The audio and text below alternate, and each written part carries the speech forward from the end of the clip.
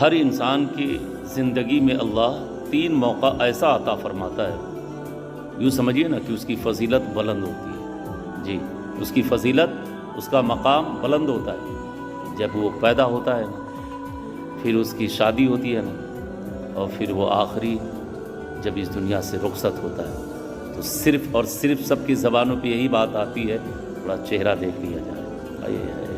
سبحان اللہ! کیا؟ جب بچہ پیدا ہوتا تو دیکھ لیا جائے، جب شادی ہو تو دلہا دیکھ لیا جائے، جب آخری میں اس دنیا سے رخصتی ہوتی ہے نا تو پھر کیا کہتے ہیں لوگ؟